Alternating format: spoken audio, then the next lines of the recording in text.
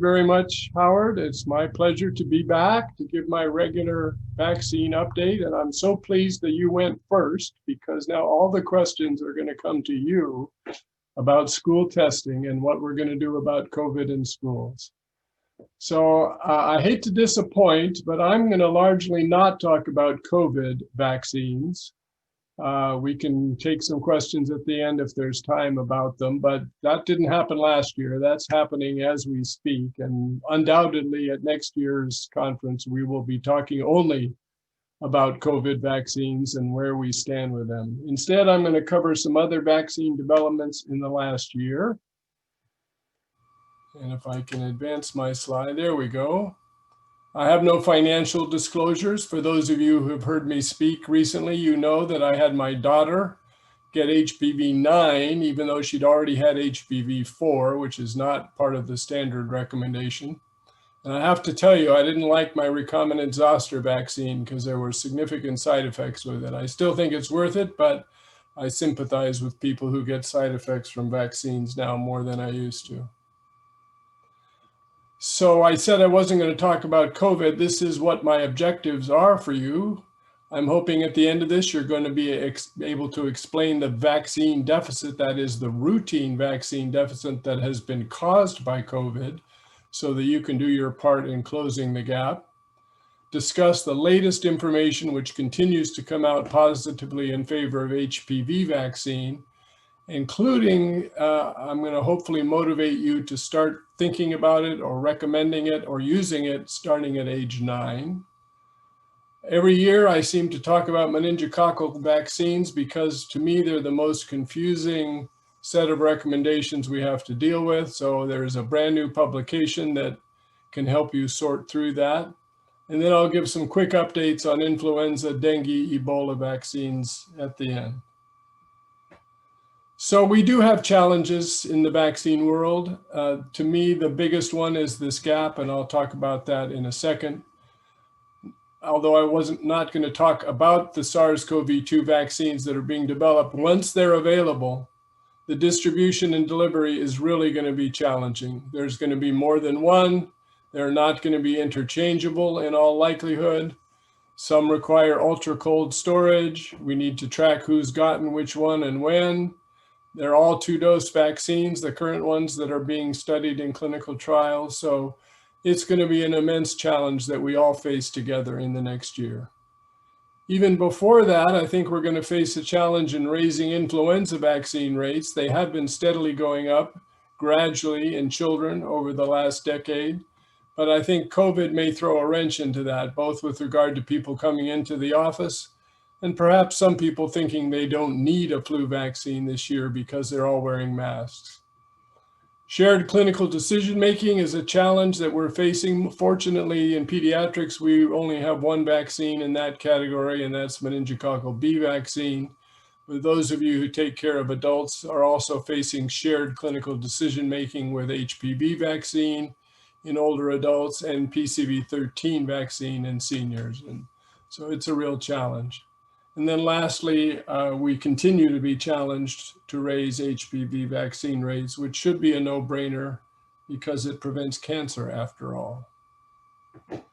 So we're going to try a quick poll, and I'm told this is just going to automatically work. So let's see what happens. So using your system, you should be able to check a button. Do you have a system in your clinic or office to identify and bring in kids who missed their routine vaccines in the spring due to COVID? So we'll give you a minute or so to quickly fill out your poll, and we'll see whether people feel like they have a system to make sure they catch those kids.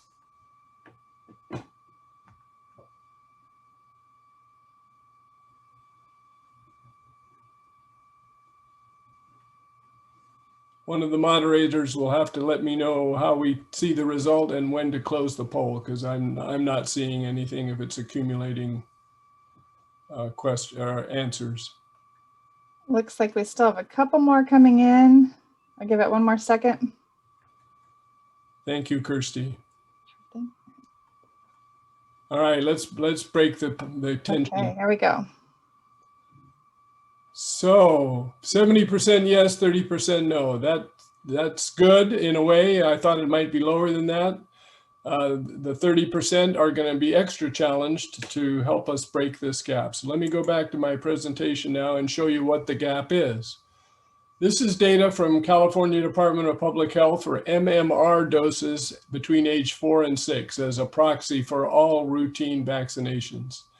And compares the rate of those vaccines in the California-wide immunization registry in 2019 in the gray shaded area, and then in 2020 in the orange shaded area.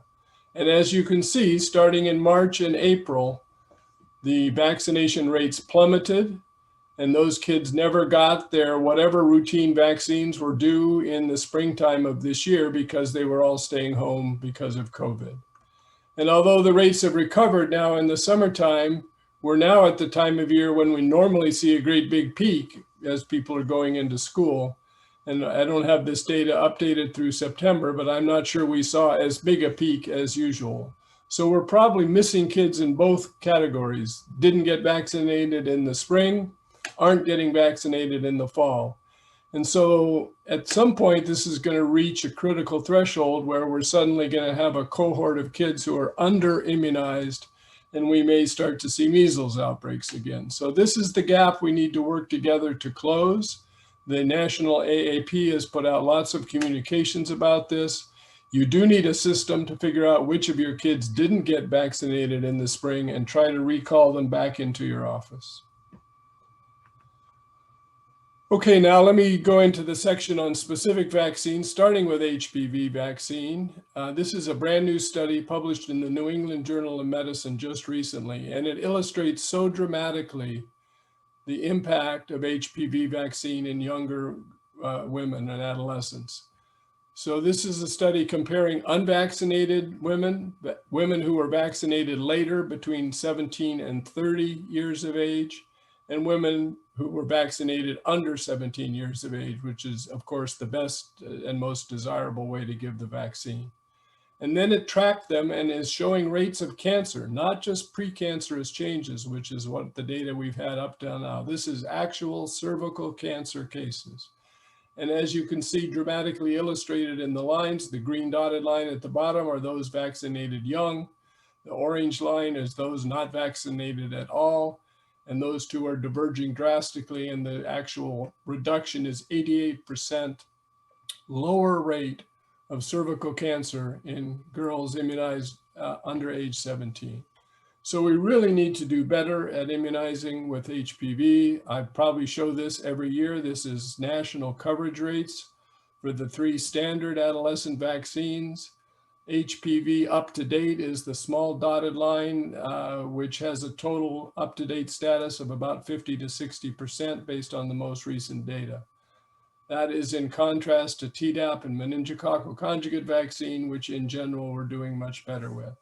So the rates are going up, but they're not going up fast enough. And every day that goes by that we don't get these rates up to 90%, we're having more women end up eventually getting cervical cancer. So the American Cancer Society has joined this fight, and I'm hoping that helps push us over the end. The thing that's going to really push us over is to consider immunizing at age 9. The AAP now has language in the Red Book and in their recommendations to do that. That is, it recommends the series between age 9 and 12 and no longer says you need to wait till age 11. The American Cancer Society says the same thing. And CDC still says 11 to 12, but indicates that it's acceptable to give the vaccine at age 9. The advantages of starting at age 9 is it minimizes the discussion about sexual transmission. It enhances your chance of completing the series by age 13, which is the goal. And as a small side benefit, it reduces the number of injections at the 11 to 12-year-old visit. There's really no downside. There's no evidence of waning immunity with HPV to date. So I would encourage you to start thinking about incorporating this into your routine. And this is my second polling question, the only other one I have. I'm shifting gears to meningococcal vaccine, and I like to keep my finger on the pulse by asking, what is your current approach to giving MMWR vaccine to 16 to 18-year-olds in your clinic or office. I give it to everybody. I don't give it to anybody. I give it to a subset. I only give it if people ask. So please let us know what your approach is, and we'll see what our community thinks about this.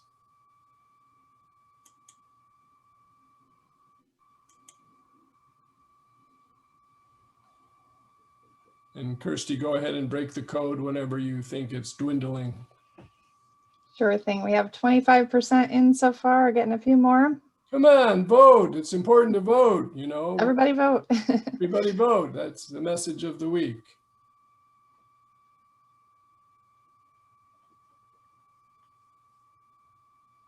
If you don't give it yourselves, you can vote on whether you recommend that people get it, if you're in that capacity as a nurse in a clinic or at school.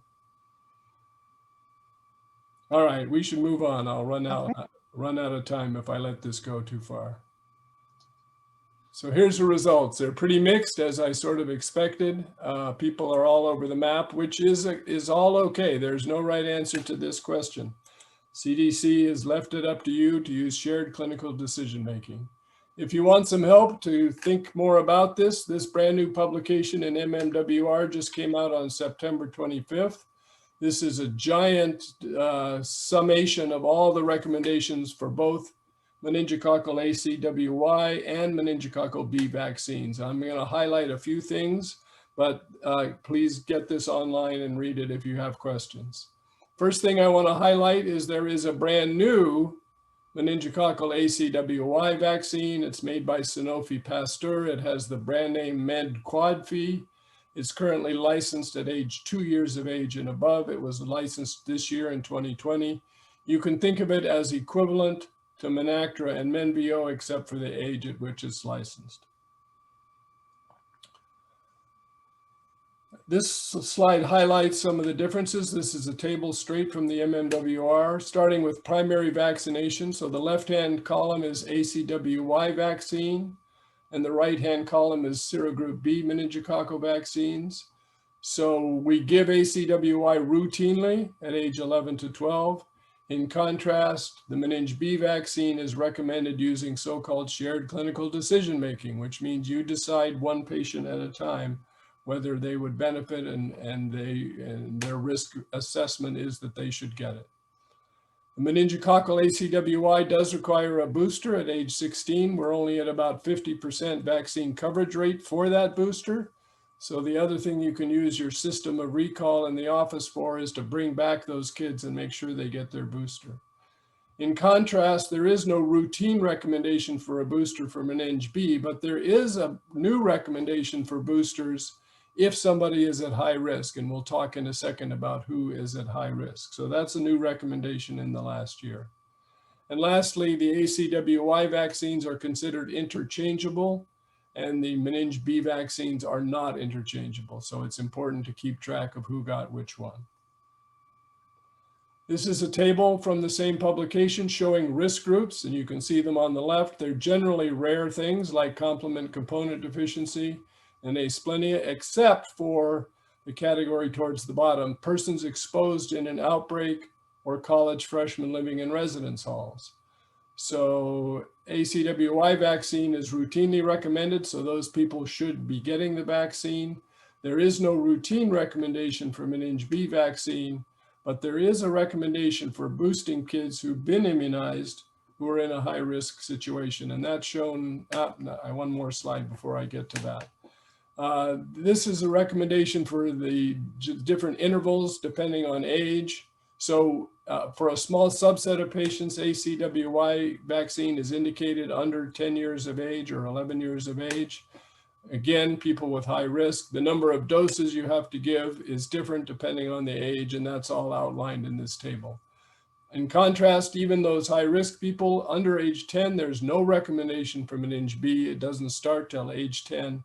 But then those same groups get a dose and get subsequent boosters as well. So this is just an illustration of how confusing and complex all of this is.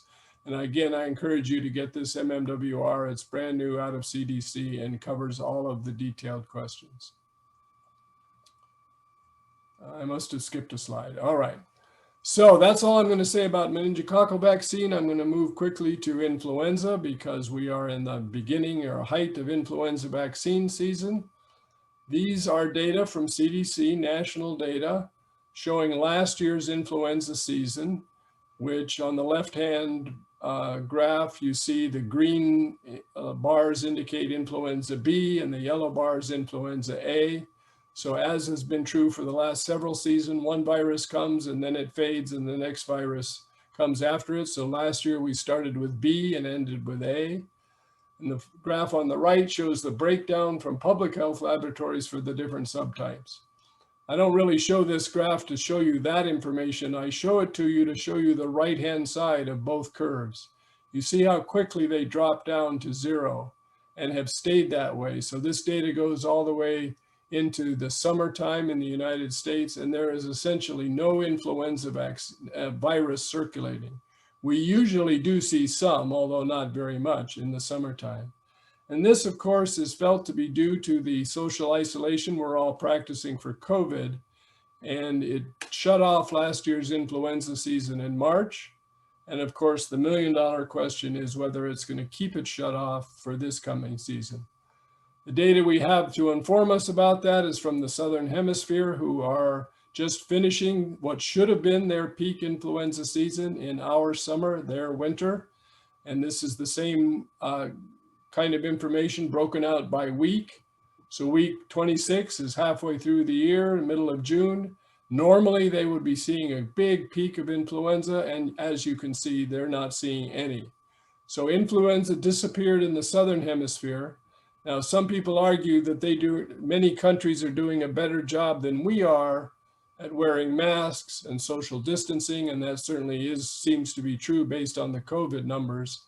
So we may not have as nice an outcome as was seen in the Southern Hemisphere. Only time will tell. So I'll talk briefly about influenza vaccine in this COVID era. I would argue it's more important than ever, even though we may not see a lot of cases. For one thing, we can't afford to overburden the health system, and we're already approaching that again with COVID. And if we added an outbreak of influenza to that, we might push over the edge. In addition, from an individual point of view, the symptoms of influenza and the symptoms of COVID are, of course, the same. So if you get influenza because you didn't get vaccinated, you're going to get kicked out of school or kicked out of work because people are going to be concerned that you have COVID instead. And then lastly, again, on an individual basis, if you get both infections at the same time, who knows what could happen? They're both potentially very severe, and you can get infected with both at the same time.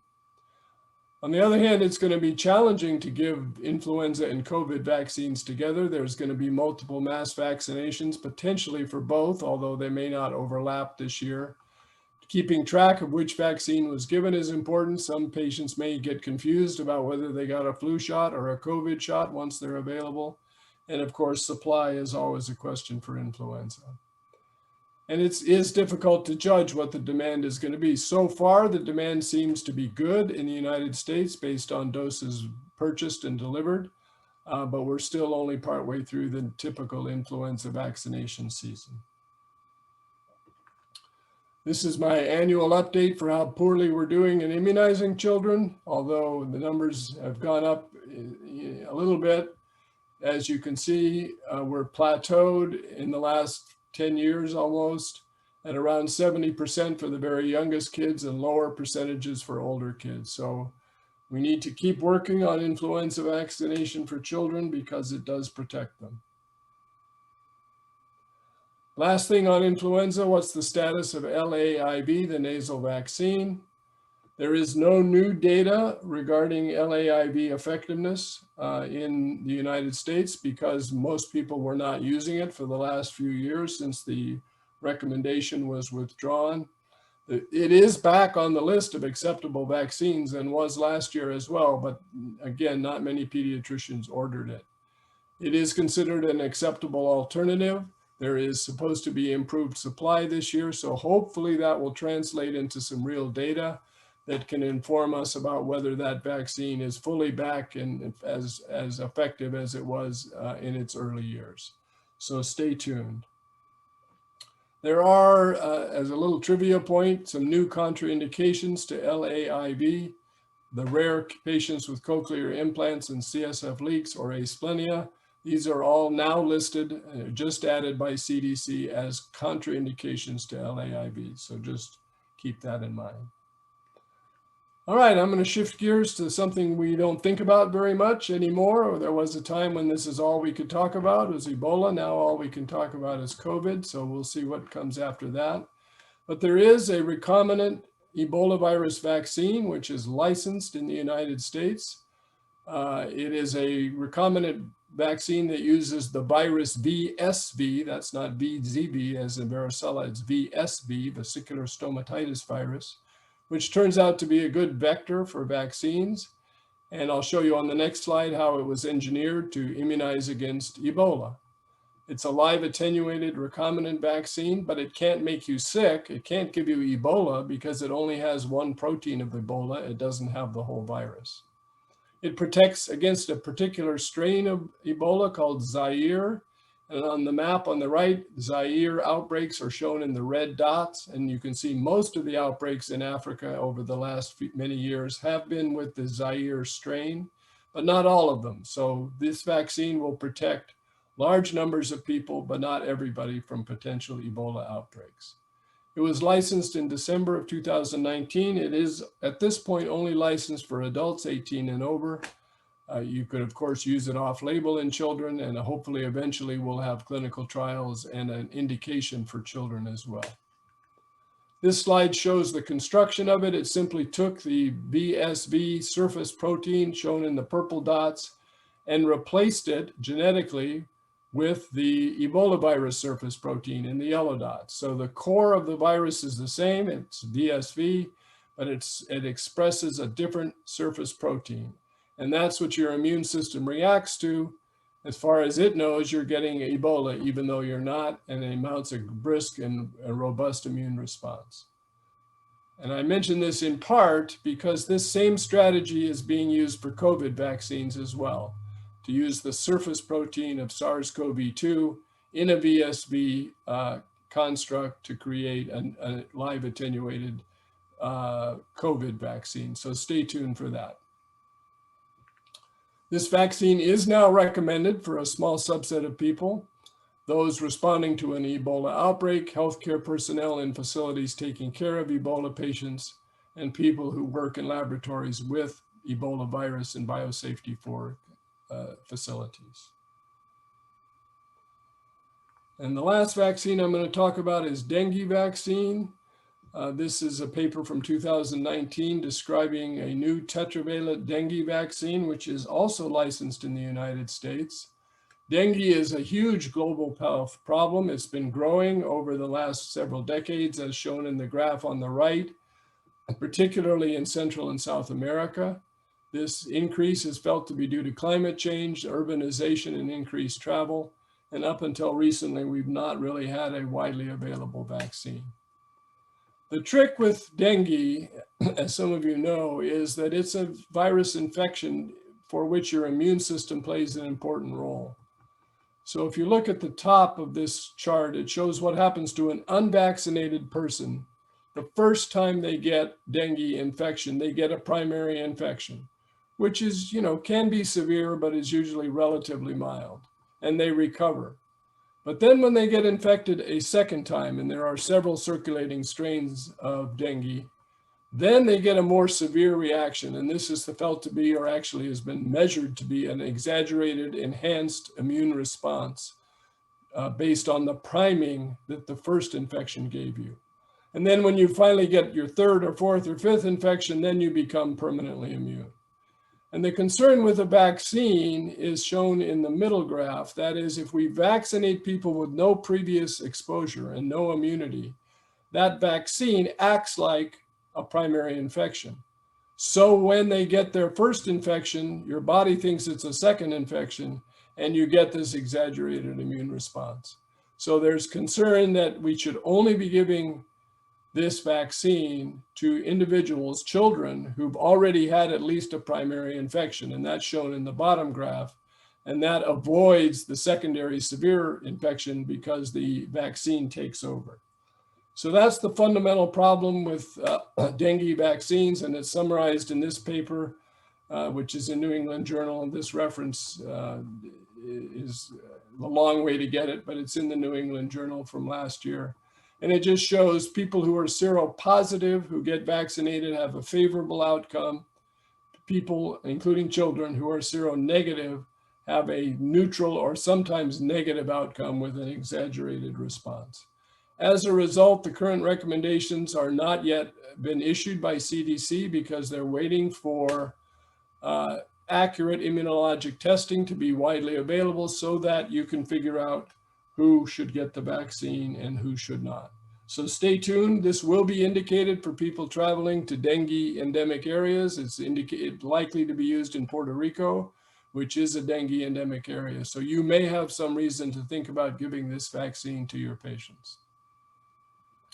This is my only slide on SARS-CoV-2 vaccines. There are, as I'm sure you all know, multiple vaccines in development. There's actually 6 primary vaccines which have been selected by the FDA and NIH to move forward rapidly with phase 3 studies and early manufacturing. They're all based on the spike protein in one way or another.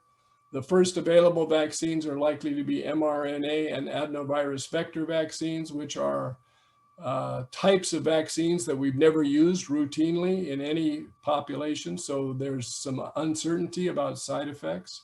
I think it is unlikely we will have any SARS-CoV-2 vaccines for children until the middle of next year,